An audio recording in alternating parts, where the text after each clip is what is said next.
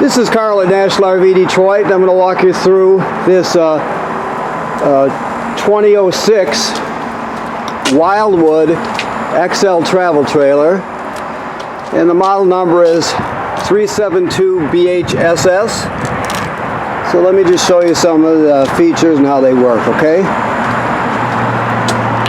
So you have two doors, obviously. You have slide doors going into the main living area. And then you have this one that goes into the bunk area, okay? You have regular crank-up stabilizers, scissor type. This is just power out. That is the LP furnace vent. This up here is the range hood vent. So if you want to vent to the outside with the range hood fan, you gotta have to push those little tabs down at the corner so the baffle in there flaps freely. Okay.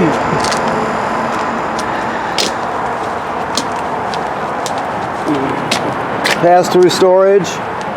2 30-pound LP tanks. 1 deep cycle marine battery. Okay.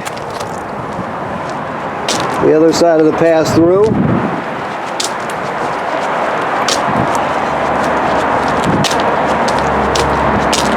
Okay, so this is your these are your dump valves here. You see you got your black valve on the left and your gray valve on the right. Black is toilet water and waste, gray is sink and shower water. You have a 30-foot 30-amp power cord that pulls right out of the side of the trailer. Okay, this is your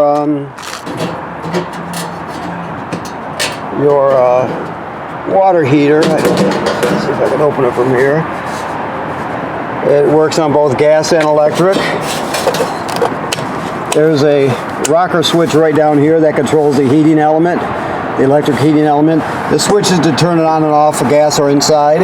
Right now it's empty and bypassed because it's winter time. So you can see there's your anode rod slash drain plug, and that's where it screws into right there. Okay, let me just set this down here for 1 second.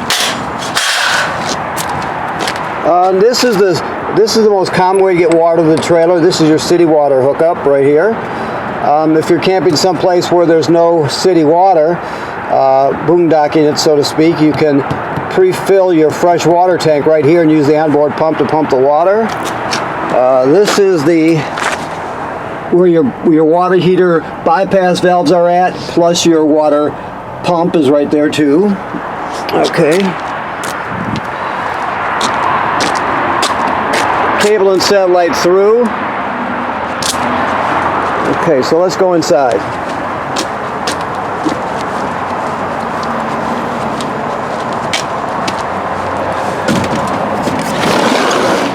Okay.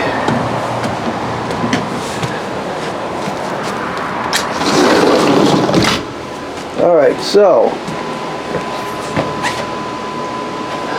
right here you have your slide room button to put your slide room in and out.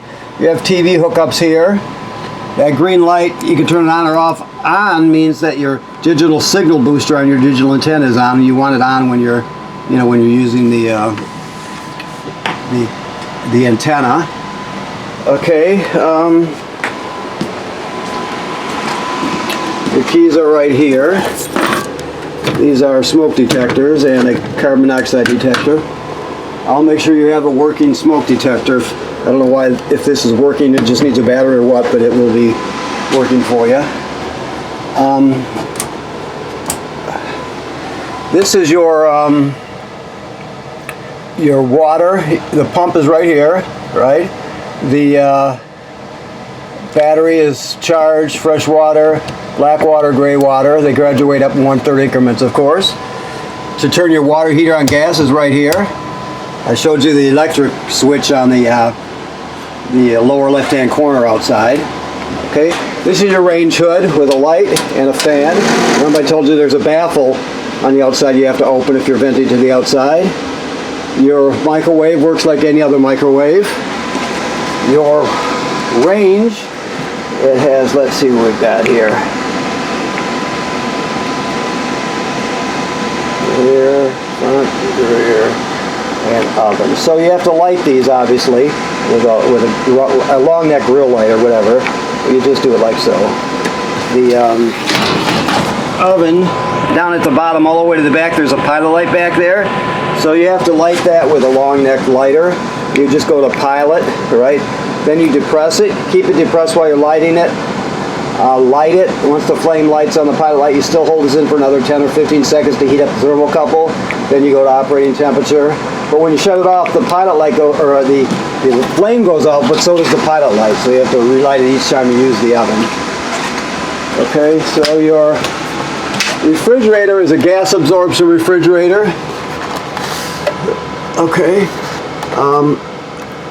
So auto is the most common way to operate it, which is right there.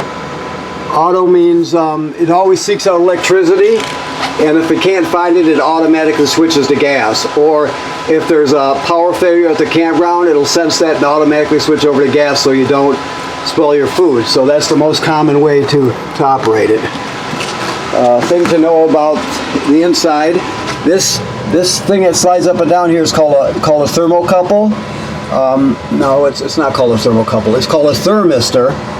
And the higher you go with it, the cooler the refrigerator gets. That's why you have this sticker here telling you the cooler it gets, the higher you go. That's the thermistor. Okay, this is your LP gas detector right here. Alrighty. You can drop down your table and use the back cushions to fill it in and turn that into a bed. Let's see what we have here. This is a jackknife sofa that jackknifes down into a bed.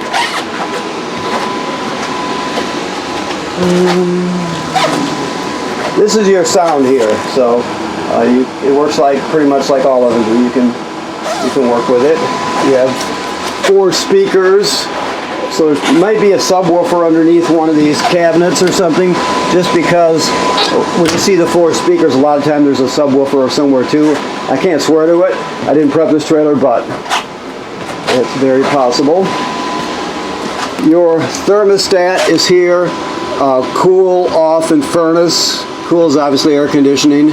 Always keep the fan on auto, and it's very self-explanatory. You just click this in the center for off, down for furnace, and up for cool, and then set the correct temperature.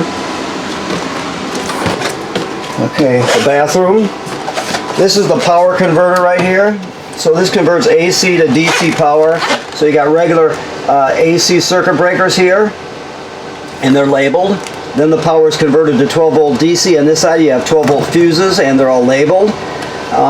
Also, this will keep your battery charged too. As long as you're plugged in, it'll charge your battery.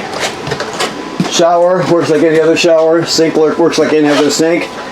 This is a GFCI here. All the plugs in the trailer are wired through a GFCI, so keep that in mind. The toilet, that's the flush pedal. Always put chemical and a gallon of water in the black tank below before you use it.